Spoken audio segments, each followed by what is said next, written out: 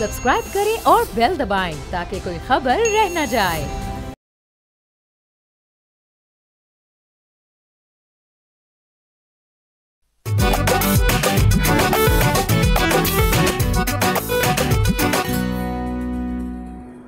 अस्सलाम वालेकुम, बोलो जनाब, मैं बहुत बहुत खुश आमदीद। मैं हूं असद निज़ामी, मेरे साथ हैं अली आफ्ताब। सर क्या हाल है? सर ज़बरदस्त हैं, हमारे पास खबरें बहुत ज़्यादा हैं और मैंने सुना है वक्त कम है। सर वक्त कम ही होना है सर। अब देखिए सर, इतना कुछ जब हो रहा हो तो ये कुर्बानी फिर आपके और हमारे ऊपर आती है कि हम अपनी ख़बरों को हम मुख्तसर अंदाज में लोगों को पेश करें, उसी अंदाज और जोश और जज्बे से। तो सर लोगों को समझ नहीं आ रही कि ये ड्यूटी कितनी टफ हो गई आज हमारी। और मैंने फैसला ये किया है कि जिस तरह से लोगों को आदत हो गई है व्हाट्सएप पे मैसेज वॉइस नोट 1.5 पे सुनने की, तो आज मेरा तजिया 1.5 पे सर वाह सर, कहते हैं 1.5 वाली जो ये कान होता है ना, हर बंदे का नहीं होता। लोग स्टैंडर्ड पे सुनते हैं, कुछ लोग तो और स्लो करके सुनना चाहते हैं, जो भी देखो व्हाट्सएप पे नहीं। बारह से खबरों में चलते हैं। सर हमें बहुत सारी जगह जाना पड़ेगा, लेकिन टॉपिक एक ही है क्रिकेट के ऊपर बात। इंग्लैंड और पाकिस्तान की टेस्ट सीरीज़ 2 हफ्ते बाद शुरू होनी है। और सर पहले तो ये मसले मसाइल चल रहे थे कि आया पाकिस्तान इसको होस्ट भी करेगा या नहीं, लेकिन होस्ट तो हम कर रहे हैं। ये खबर आ गई थी आज से कुछ हफ्ते पहले कि बाकायदा होस्ट होंगे और टेस्ट सीरीज़ यहाँ पे होएगी। तो सर लेकिन इस सारे के अंदर एक मसला ये पड़ गया है कि जो इंटरनेशनल ब्रॉडकास्टिंग राइट्स हैं वो किसी कंपनी ने बिडिंग के अंदर वो इस लायक ही नहीं था कि पाकिस्तान क्रिकेट बोर्ड जो है वो उनको एक्सेप्ट कर सके। और इस वजह से इस वक्त तक कोई इंटरनेशनल ब्रॉडकास्टिंग राइट्स किसी ने इस टेस्ट सीरीज़ की उठाई नहीं। अब इसका क्या मतलब है सर? इसका मतलब है कि पीसीबी ने इन राइट्स के लिए एक रिज़र्व प्राइस रखी। वो रिज़र्व प्राइस जो है उसके करीब भी इनको बिड नहीं आई, ऑफ़र नहीं आई। अब ये सारी तमाम इंतज़ामात जो हैं उनकी टीम्स का यहाँ आना, उनका यहाँ रहना, उनका यहाँ ट्रेनिंग करना, आपको पता है यहाँ पे एक एडिशनल कॉस्ट होती है उनकी मूवमेंट की, उनकी सिक्योरिटी की, वो सारा कुछ जो है वो तो करना पड़ेगा क्योंकि सीरीज़ तो हो रही है। अब उस सारे कॉस्ट को कवर किया जाता है टिकट सेल से। चूँकि ये टेस्ट सीरीज़ है, हमें पता है पाकिस्तान के अंदर लोग जो है वो टेस्ट सीरीज़ में टिकटेड इवेंट पे जाना कम पसंद करते हैं। उसके बाद सेकंड नंबर पे आ जाती हैं आपकी स्पॉन्सरशिप्स होती हैं, जो वहाँ पे एडवर्टाइजिंग करते हैं स्टेडियम्स के अंदर किट्स के ऊपर वगैरह वगैरह। सबसे जो अहम चीज़ इसके अंदर होती है वो होती है ब्रॉडकास्टिंग राइट्स कि जी हमारी होम सीरीज़ है, हम होस्ट कर रहे हैं, तो इसकी ब्रॉडकास्टिंग राइट्स की जो भी पैसे होंगे वो फिर हमें मिलेंगे। तो इसको इस तरह समझ लें सर, एक बहुत बड़ा इश्तिहार है जो आपके मुल्क का एक चीज़ का ऊपर है, लेकिन कोई इश्तिहार वो शाया नहीं करना चाहता, just to cut it short. इससे और कॉम्प्लेक्स होता है। तो सर इससे ना सिर्फ ये होगा कि पाकिस्तान के पीसीबी को एक काफ़ी भारी नुकसान उठाना पड़ेगा, नंबर 1, और नंबर 2 कोई क्रिकेट फैंस जो इंटरनेशनली इस सीरीज़ को देखना चाहते हैं, ख़ासतौर पे इंग्लैंड के अंदर, वो भी नहीं देख पाएंगे। अमूमन स्काई स्पोर्ट्स जो था वो हमेशा इंटरेस्टेड होता है इस चीज़ में।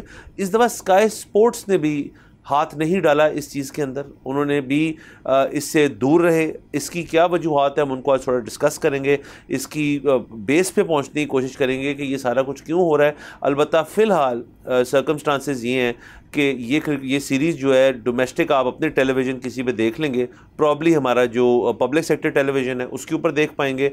बाहर इंटरनेशनली किसी प्राइवेट चैनल पे ये सीरीज़ शाया ही नहीं होगी। अच्छा देखिए, सबसे पहले तो हम बात कर लेते हैं कि क्यों ये बात हो रही थी कि पाकिस्तान शायद होस्ट ही ना करे इंग्लैंड को। उसकी वजह ये है कि कराची और लाहौर का जो स्टेडियम है वो साइमल्टेनियसली बन रहा है, पहुंच नहीं सकता, उखाड़ा हुआ है, ठीक है।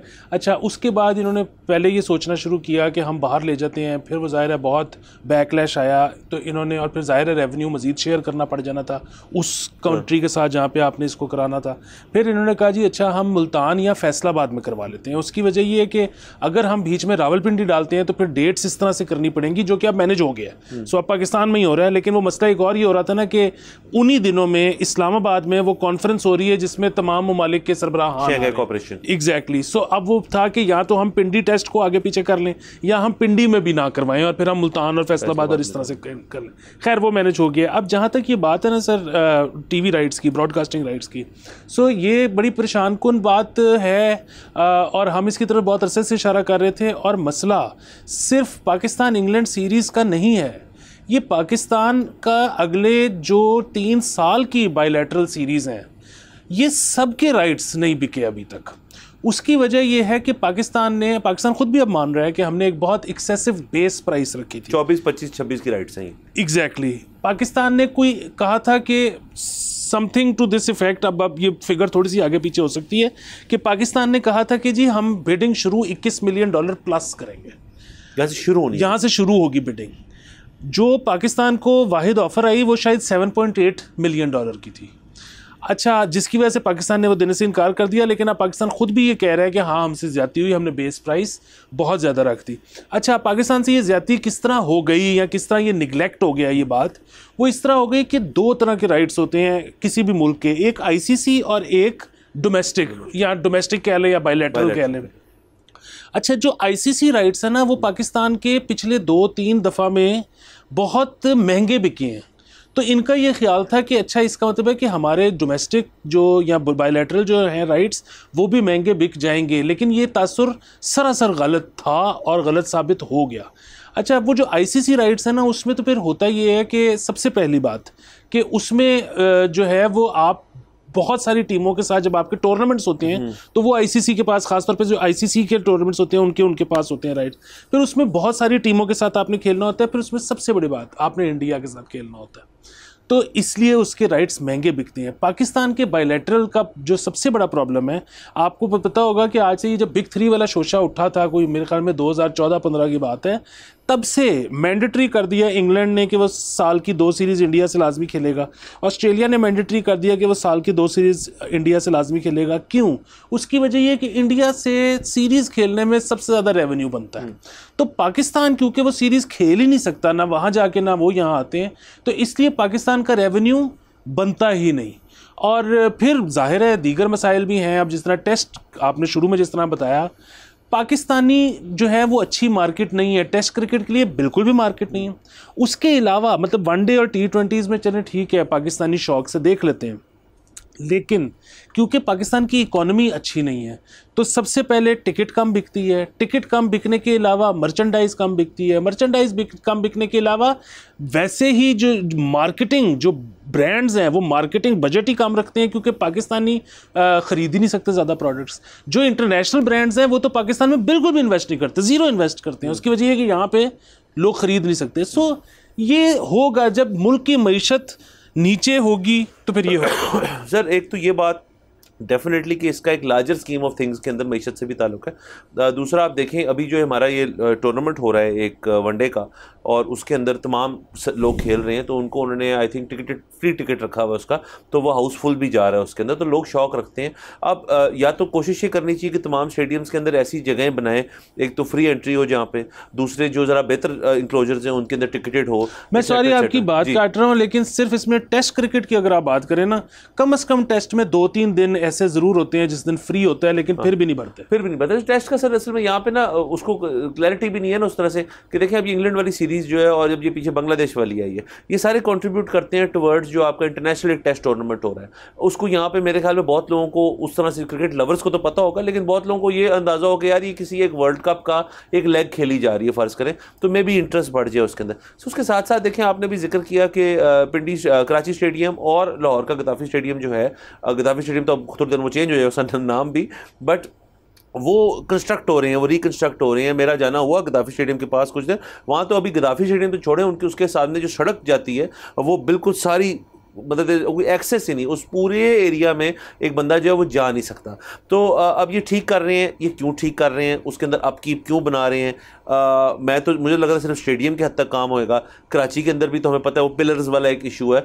सो अब ये स्टेडियम्स अगर ठीक कर रहे हैं तो अगर रीडिज़ाइन भी कर लें थोड़ा सा, और जो आपके अच्छे इंक्लोजर्स हैं, जो बॉक्स वगैरह हैं वो टिकटेड रखें, वो लोगों ने जाना है तो वो देखें, और जो बाकी आपका एक एरिया इतना ज़्यादा आपके पास है जो अमूमन खाली होता है, उसके अंदर आप सीटिंग इस किस्म की बनाएं कि उसकी नॉमिनल प्राइसिंग रख लें, ताकि आप आज ये इन्वेस्टमेंट करेंगे तो कल को लोगों का इंटरेस्ट पैदा होगा, लोगों का इंटरेस्ट पैदा होगा तो इस किस्म के मसले नहीं होंगे। सर अब ये भी तो है ना कि एक जो ब्रॉडकास्टर है वो देखता है कि इन्होंने 21 मिलियन की अपनी बेस प्राइस रखी, 21 पे कोई नहीं आया, मैक्सिमम आपको 7 पॉइंट समथिंग मिली, एक एम्बेरसमेंट भी है उसके अंदर, फिर बाद में उनको एम्बेरसमेंट तस्लीम भी करनी पड़ी।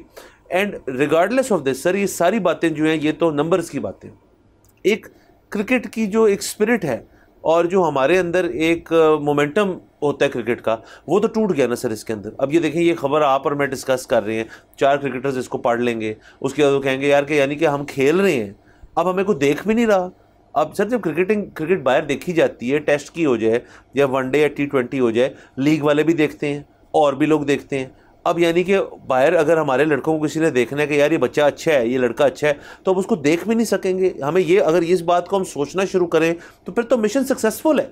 फिर तो पीसीबी का पोस्ट वर्ल्ड कप जो मिशन था कि हम इनको लीगों से रोकें, इनको यहाँ बांध के रखें ताकि यहीं रहें और यहीं खेलें, वो तो इसके नज़दीक तो ये विन है पीसीबी के लिए कि बाहर का कोई स्काउट या कोई लड़का जो है या सॉरी जो कोच है या कोई है वो देख ही नहीं सकेगा, वो अपनी टीम की बोर्ड को रेकमेंड नहीं कर सकेगा ये प्लेयर अच्छा है। तो आने वाले दिनों के अंदर इसका मतलब है सर कि हम अपने ब्रॉडकास्टिंग राइट्स लूज़ कर जाएंगे। तो ये तो बेहतरीन हो गया सर, ये तो प्लान सक्सेसफुल है, ये तो मुस्बत पहलू निकाल दिया मैंने सर। देखिए ये तो ऐसी यहाँ पे अजीब चीज़ें होती हैं। सो कनाडा से जब ऑफ़र आई अभी इस टूर्नामेंट से पहले, और आपको पता है कि बाबर को भी एनओसी नहीं मिला, रिजवान को भी नहीं मिला, शाहीन को भी नहीं मिला, नसीम को भी नहीं मिला। अच्छा, उसमें ख़ास तौर पे आपको याद होगा कि शाहीन के बारे में एक स्टेटमेंट दी गई थी कि जी शाहीन की हमने वर्कलोड मैनेजमेंट करनी है। शाहीन ने पिछले साल में स्टार्क से 3 गुना ज़्यादा गेंदें करवाई हैं। तो हम अपने स्टार फास्ट बॉलर को इस तरह अगर लीग खेलने जाने देंगे तो वो तो ओवर वर्क हो जाएगा। दुनिया में सर कितनी ज़्यादा बॉलिंग किसी बॉलर नहीं कराई उस साल। बिल्कुल ठीक है, मतलब मैं वैसे हम इसके खिलाफ थे, लेकिन चलें आपने एक बयान दे दिया इस पर। उसके बाद आपने उसको टूर्नामेंट खिला दिया चैंपियंस अपना तो उसकी वर्कलोड मैनेजमेंट तो हुई ही नहीं। तो यानी कि सर वर्कलोड मैनेज, अच्छा सर आप देखिए उन्होंने लफ्ज़ वर्क जो है ना वो डिफाइन कर दिया। जो पाकिस्तान में होगा वो वर्क नहीं है, वो है मतलब खिदमत है, वो पेट्रियटिज्म है, वो जिम्मेदारी है। जो वर्क असल में वर्क लोड जहाँ इकट्ठा होता है वो है यहाँ से बाहर कुछ करना, यानी कि जब आप प्रदेश काट रहे हो सर प्रदेश का। वाह। तो इसलिए उन्होंने वर्कलोड मैनेजमेंट सर इफेक्टिवली की। तो सर बेहतरीन है ना सारा कुछ ही। अब मैं आपको ये भी सर बताता चलूँ कि आज ये संडे है ना, कल के रोज़ पीसीबी का एक और भी इवेंट हो रहा है लाहौर के अंदर, पता नहीं कहाँ कर रहे हैं क्योंकि वो एरिया तो वहाँ तो नहीं हो रहा। तो कनेक्शन कैंप सर उसको नाम दिया गया। कनेक्शन कैंप में कुछ क्रिकेटर्स हैं और बाकी पीसीबी बोर्ड है सारा, और इसके ऊपर सारी डिस्कशंस क्रिकेट ठीक करने पे नहीं हो रही। उन्होंने कहा क्रिकेट को हम बाद में ठीक करेंगे, पीसीबी को ठीक करने के लिए हो रही है। बयान ये है कि पीसीबी की पॉलिसीज़ के ऊपर एक नज़रसानी की ये एक कैंप है, और इसको बल्कि कॉन्फ्रेंस भी कह सकते थे। वो कैंप का नहीं क्या ज़रूरत थी, कैंप का मतलब है कि वहाँ पे कोई वर्जिश भी होगी। लेकिन जैसे ये कनेक्शन कैंप जो है इसमें पीसीबी को ठीक करने को हम कल जा रहे हैं। सर ये मतलब अगेन हमें भी बुला लेते हैं, हम भी देखते हैं कि क्या कैसे होता है कैंप। और ये बातचीत वाले कैंप के लिए तो अभी तक मेरे ख्याल में मैं और आप भी फिट हैं तो हम भी अपनी सिफारिशात पेश कर देते हैं। तो इसको इतना छुपाने की जरूरत नहीं थी, इसको मतलब खुल के आते हैं, बताते हैं कि जी आप भी आ जाएं, हम जरा मतलब सर हम तो सर आपको पता रेडी होते हैं। बहरहाल सर ये अच्छा हो गया। जो ऑपरेशन होना था हमारी क्रिकेट टीम का, उससे पहले आई थिंक वो पीसीबी को एनेस्थीसिया दे रहे हैं ताकि सुकून से ऑपरेशन जो है वो किया जाए। देखिए एक और इसमें बड़ा मसला है, अब ये ना पूरी पाकिस्तानी टीम को तो बुला नहीं रहे। मतलब एक तो ये कि पूरी पाकिस्तानी टीम का भी क्या मतलब है, 15-16 का स्क्वाड होता है, लेकिन रिजर्व में मतलब आप देखें ना कि यहाँ तो ये कहते हैं कि जितने प्लेयर्स अंडर सेंट्रल कॉन्ट्रैक्ट हैं हम उनको बुलाएंगे। वैसे तो फिर भी जाती थी कि यार डोमेस्टिक वालों का भी व्यू पॉइंट लेना चाहिए। फिलहाल तो ये सिर्फ 6-7 मेन प्लेयर्स बुला रहे हैं। अच्छा ये 6-7 मेन प्लेयर्स, अगेन मैं कसम खा के कह रहा हूँ कि मैं कोई इल्ज़ाम नहीं लगा रहा, मैं वैसे कह रहा हूँ कि हम इस तरह की रूमर सुनते हैं कि जी ये तो अपनी मनपसंद के खिलाते हैं, ये करते हैं। सो बेसिकली ये 6-7 प्लेयर्स तो वो हैं जिनके बारे में इल्ज़ाम ये है कि पीसीबी के साथ ये मिल के कुछ ज़्यादती करते हैं या इस तरह से करते हैं। तो उन्हीं 6-7 को बुला के आपने मशवरे लेके क्या करना है? मतलब या तो आप उसका ज़रा थोड़ी सी बेस बढ़ा देते ना, आप ज़्यादा लोगों को इन्वॉल्व कर लेते हैं, या आप कहते हैं कि जी हम एक्स प्लेयर्स को इन्वॉल्व कर रहे हैं, या आप कहते हैं कि जी हम बाहर से मशवरे ले रहे हैं, कोई इंग्लैंड बोर्ड से हमने एक्सपर्ट बुलानी है। मतलब वही पीसीबी का स्टाफ है, वही 6 प्लेयर हैं। ये कैंप पे रोटी खाने की एक अलहदा रोटी रखने की क्या ज़रूरत थी? मतलब ये आई एम श्योर इनका एक व्हाट्सएप ग्रुप होगा, उसमें डिस्कस कर लेते हैं। Zoom sir. बाकी मुझे एक चीज़ का डर है सर, फिर आगे चलते हैं कि कल शाहीन भी आ रहे हैं इस कैंप में, तो ये ना हो सर कि कोई हमारे सीनियर पीसीबी के ऑफिशियल कहें या मैंने 2-4 गेंदा तिकरा और शाहीन की बॉल्स यहाँ एड अप होना हो जैसे ये, क्योंकि नाम कैंप दिया सर, को वजह तो होगी सर। ये बिल्कुल हो सकता है, क्योंकि मैं आपको बताऊं कि इस मुल्क का हर शहरी जो है ना, वो जैसे ही बॉलर देखता है ना, उसको होता है कि यार जरा बल्ला तो सीधा कराएंगे भाई, आप फोन चाट दे। अच्छा चले सर, ये खैर खबर इन इटसेल्फ तो कोई अच्छी खबर तो है नहीं, ये ब्रॉडकास्टिंग राइट बल्कि एम्बैरेसिंग है। और हमारी तो यही होप है कि हम सारे क्रिकेट लवर्स हैं, ये बैसियत एक कौम, हम प्यार करते हैं क्रिकेट और अपने क्रिकेटर से, लेकिन ये जो इंतज़ामी मामला आते हैं ठीक कर लें तो शायद क्रिकेट भी उस वजह से ठीक हो जाए। तो आई थिंक सर ये कैंप ठीक ही उस लिहाज से। नहीं बिल्कुल ठीक है, बैठ के बात करने का बहाना होना चाहिए, तो वो बात करने के हम साथ हैं। बाकी फिर वो ये हम तो ये कह रहे हैं कि पूल बढ़ा लेते और लोगों को शामिल कर लेते, बस जगह नहीं होगी। चलिए कोई ऐसा हमारे पास इस ब्रेक में थोड़ा सा वक्त है, लेकिन मैं खबर इंट्रोड्यूस ज़रूर कर सकता हूँ। तो सर ये खबर भी एक लिहाज से बड़ी इंटरेस्टिंग है, और सर इसके लिए हमें जाना पड़ेगा ड्रग्स की तरफ, वाह, और मनशियात की एक डिस्कशन करनी पड़ेगी। सर बेसिकली जो हायर एजुकेशन कमीशन है, HEC और एंटी नारकोटिक्स फोर्स जो हमारी ANF, उन्होंने एक मुश्तरका एक जॉइंट एफर्ट कर रहे हैं वो कि कैंपसेस के ऊपर जो एक ड्रग एपिडेमिक है, एक सर्ज आ गया है ड्रग यूज़ के ऊपर, उसको रोकने के लिए एक बाकायदा कोशिश की जाएगी। सर कहा जाता है कि 7.6 मिलियन लोग जो हैं वो ड्रग यूज़र्स हैं इस मुल्क के अंदर और नशे के आदी हैं, और इनकी एवरेज एज जो है वो 15 से 35 साल जो है वो कही जाती है। तो सर 15 से 35 साल के अंदर जो आपका जो क्या कहना चाहिए, उसको स्वीट स्पॉट तो नहीं कहना चाहिए, जो आपका वो वाला है जब आपका गेटवे खुल रहा होता है और आप उस गेटवे के थ्रू गुजर रहे होते हैं और ड्रग भी उसमें आपकी नौयत बढ़ जाती है मनशियात के अंदर, तो वो यूनिवर्सिटी कैंपसेस में भी है। अब तो अलबत्ता मेरे ख्याल में यूनिवर्सिटी से बात जो है वो आगे चली गई है, आगे से मेरा मराद है पीछे चली गई है कि ये स्कूल लेवल से ही ये चीज़ जो है ये बहुत बढ़ गई है और इसके अंदर बहुत सारे मसाइल हैं, और जो इसके अंदर सारी बातें जो हैं हमने अभी डिस्कस करने लेकिन जाना है हमने यहाँ ब्रेक के ऊपर। Let's take a break.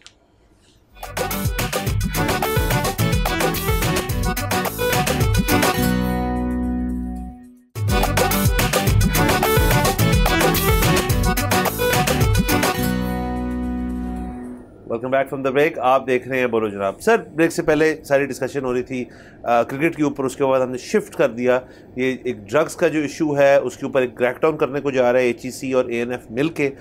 तो सर इसका मतलब है लेक्चर्स हॉल और क्लास रूमों पर अब छापे पड़ेंगे?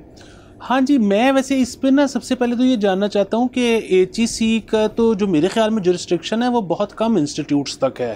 तो मतलब अगर ज़ाहिर है एंटी नारकोटिक्स का सिर्फ HEC के साथ मिलके ये हो रहा है ऑपरेशन, तो वो तो ज़्यादा यूनिवर्सिटीज़ में शायद नहीं हो सकेगा, लेकिन अगर उसके अलावा भी इदारों के साथ उनकी इस पर कुछ है तो फिर मतलब ज़ाहिर है फिर इसका मतलब है कि ऑपरेशन का स्कोप काफ़ी बड़ा है। बाकी ये है कि सर बिल्कुल जिस तरह सो होता ये है कि जो एक प्रोफेशनल लाइफ में है ना एक शख्स, वो जब ड्रग्स करता है या जब इस एपिडेमिक का हिस्सा होता है तो उसके पास ना एक चॉइस होती है, और वो जो है ना मतलब एक ज़रूरत मतलब बहुत ज़्यादा बुरी चीज़ या बहुत ज़्यादा स्टैंडर्ड से गिरी हुई चीज़ वो शायद नहीं लेता।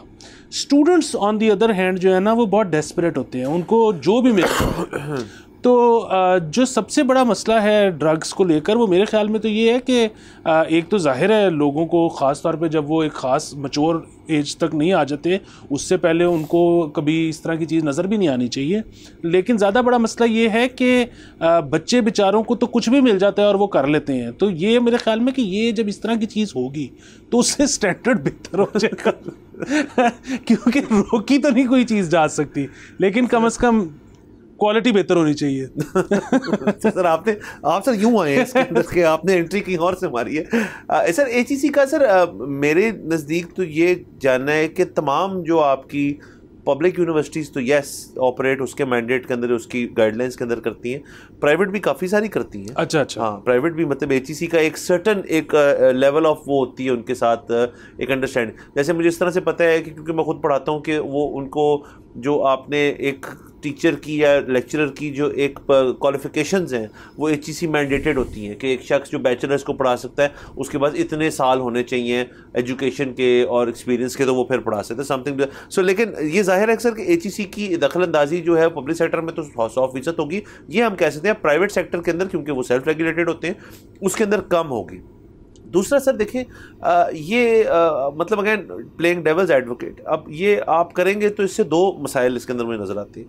एक तो ये कि ये यूनिवर्सिटीज़ की अपनी इंतज़ामिया की ज़िम्मेदारी है कि वो किस तरह मैनेज कर रहे हैं सारी चीज़ को, और मुझे यकीन है कि बहुत मुश्किल होता होगा ये काम करना क्योंकि वो एक तालीम देने वाला इदारा है ना कि एक ड्रग एपिडेमिक को कंट्रोल करने वाला कुछ जगह है जिसके साथ आप इजाफी सिक्योरिटीज़ रखें, क्लासरूमों में जा रहे हैं, रैंडम ड्रग टेस्टिंग हो रही है। ख़ासतौर पर सर इसके अंदर ये भी मसला है कि बहुत सारे स्टूडेंट्स जब यूनिवर्सिटी में दाखिल होते हैं तो they are above the age of 18, वो अडल्टहुड से आगे जा चुके होते हैं। तो उसके बाद फिर आप जिसको मैंडेटरी ड्रग टेस्टिंग करते हैं उसके अंदर उनकी अपनी राइट होती है उसको रिफ्यूज़ भी करना, कि वो किसी भी बेसिस पे कर सकते हैं उस चीज़ को। अब क्या करेंगे जी कि जो बच्चा रिफ्यूज़ कर रहा है ड्रग टेस्ट को उसके आप यूनिवर्सिटी से निकाल देंगे। ये पब्लिक सेक्टर में तो बड़ा आसान है, प्राइवेट में आप कहेंगे जी कि अगर इकट्ठे ही हमारी स्टूडेंट बॉडी 1000 की है और 1000 में से 500 कहते हैं हमने नहीं कराना ड्रग टेस्ट, तो 500 बच्चे को आप एक्सपेल कर देंगे। आप देखेंगे अपनी बुक देखेंगे ना फिर जाके जी कि ये प्रॉफिट एंड लॉस कितना है इसके ऊपर। सो बड़ा ट्रिकी मामला है नंबर 1। और नंबर 2 उसके अंदर सर कि भाई देखें ना ड्रग्स की भी जो एक वाइड स्कोप हो गई है ना, अब आप किसके क्लासीफाई क्या करेंगे, मतलब आप मैरिजुआना को भी इसके अंदर डाल रहे हैं या सिर्फ मेथाम्फेटामिन को डाल रहे हैं इसके अंदर, आप हेरोइन कोकेन को भी डाल रहे हैं इसके अंदर, या आप तंबाकू नोशी को भी डाल रहे हैं इसके अंदर, और या अल्कोहल को डाल रहे हैं इसके अंदर। तो ये मतलब एक वैसे खबर की हद तक, एक सुर्खी की हद तक तो बड़ा अच्छा है कि जी हम क्रैकडाउन कर रहे हैं। कल के दिन ही हम जिक्र कर रहे थे सुप्रीम कोर्ट के हवाले से, मेरे तो ख्याल में वो तमाम इदारों पे एक हद तक होती है बात कि ये बात करना बहुत आसान है कि जी हमने एक टास्क फोर्स बना दी है, हमने एक कमेटी बना दी है, हम एक कैंप लगा रहे हैं, उसके बाद उसकी जो इम्प्लीमेंटेशन है, जो चीज़ें फैसले होते हैं वहाँ पे, वो करना और कहने में बहुत फ़र्क होता है। बिल्कुल, बात यही है कि ये ख़बर की हद तक हमें ज़्यादा इस पर डिटेल चाहिए और उनको चाहिए अगर इस तरह का कोई कैंप बनने जा रहा है तो वो इस पर बाकायदा कोई सबसे पहले तो रिसर्च की जाए उन सारी चीज़ों पे जो आपने फरमाया है, जिसमें एक्सपर्ट्स से काम लिया जाए। उसके बाद फिर आवाम को बताया जाए कि हम ये करने लगे हैं, एग्जैक्टली ये उसकी सज़ा होगी, इन चीज़ों पर लागू होगी, इस एज ब्रैकेट पर होगी। और फिर उसके बाद बल्कि दोबारा से लोगों से उनकी रजामंदी ली जाए, पेरेंट्स से, बच्चों से, क्योंकि ये इतना सादा मामला नहीं है। मतलब पूरी दुनिया में अगर आप देखें ना तो एक ख़ास हद तक अगर किसी के पास से मवाद मिलेगा तो उसको शायद वार्निंग मिलेगी, फिर उसको शायद सस्पेंड किया जाएगा, फिर उसको शायद एक्सपेल किया जाएगा, फिर उसके बाद जाके कहीं पर्चा होगा। ये बेसिकली यूनिवर्सिटी, जिस तरह से आपने कहा कि वो उसका ये काम है कि उसने कब रिपोर्ट करना है, कब उसने खुद ही से डील कर लेना है। यहाँ पर अगर मतलब बाकायदा अगर वर्दी वाले छापे मारेंगे तो फिर वो क्या होगा, सीधा सीधा पर्चे कटेंगे, क्या होगा। सो ये सारी चीज़ें हैं जो कि बड़े ट्रांसपेरेंट होनी चाहिए, सबको पता होना चाहिए। No more surprises please sir, no more surprises please. और लास्टली को वर्दी वाला आ जाए तो बच्चे वैसे ही घबरा जाते हैं, अगले साल की उनकी रिडक्शन भी कम हो जाएगी इस वजह से। तीसरी चीज़ सर कि देखें, अब फ़र्ज़ करें आपने ये सक्सेसफुली कर लिया है, आपने एयर मार्क कर दिए कि यार कौन लोग जो हैं वो बड़े रेगुलर ड्रग यूज़र्स हैं इसके अंदर, आपने फर्स्ट सेकंड थर्ड वार्निंग के बाद उनको एक्सपेल किया, good as it should B.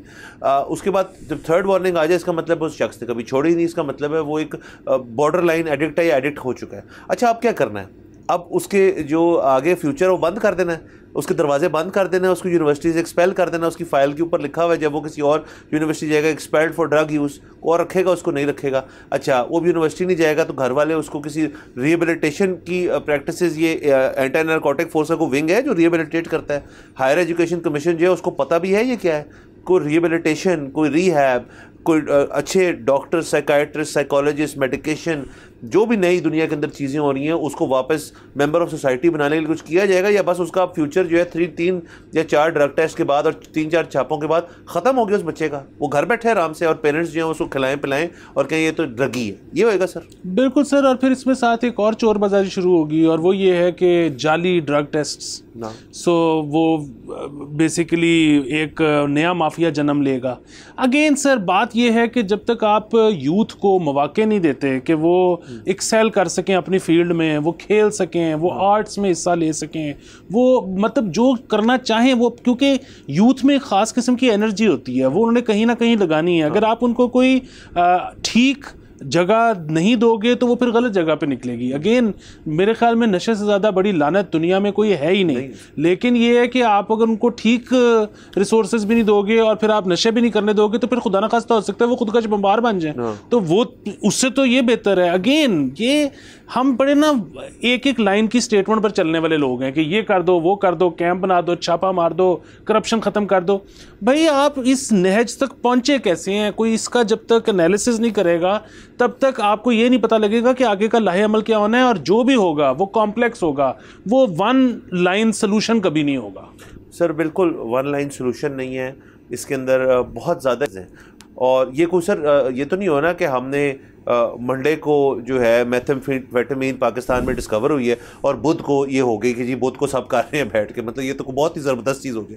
इसके अंदर साल बड़े लोग इसके अंदर हुए हैं और इसके अंदर जिन लोगों ने इसको अलाउ किया है इस ड्रग को फ्लरिश करने के लिए, उनके ऊपर भी तनकीद करनी चाहिए। उसके अलावा ज़ाहिर है यूथ का, जैसे आपने कहा कि यहाँ पे बहुत सारी यूनिवर्सिटीज़ जो हैं गिन चुन के कुछ ऐसी होंगी जिनके पास बाकायदा ग्राउंड्स हैं, फील्ड्स हैं जहाँ खेल सकते हैं। हम स्कूलों की हद तक बात करते हैं, यूनिवर्सिटीज़ भी बहुत हैं सर जो बड़े छोटे स्केल पर बनी हुई है, अब वो कुछ एक्सपैंड करी लेकिन वो प्राइवेट हैं, वो बड़ी हैं और वो बड़ी हो गई हैं। जो यूनिवर्सिटी छोटी स्केल की रह गई है वहाँ पे तो आउटलेट ये बिल्कुल भी नहीं है। तो बहरहाल सर ये हमारा वक्त जो है, सिर्फ 1 मिनट की बात और करूंगा कि यहाँ पर जो बड़ी उम्र के लोग हैं ना, उनको ये लगता है कि ब्रेकिंग बैड आने के बाद मैथ का पता लगा, पाकिस्तानियों को उससे पहले नहीं पता था। ये सिर्फ बड़ी उम्र के लोगों को तब पता लगा या वो ग्लोरीफाई हो गई।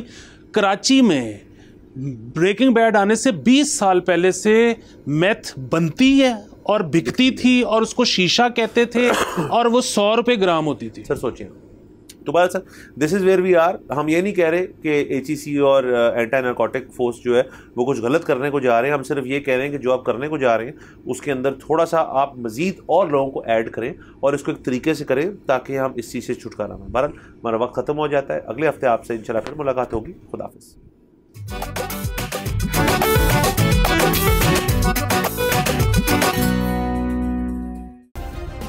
सब्सक्राइब करें और बेल दबाएं ताकि कोई खबर रह न जाए।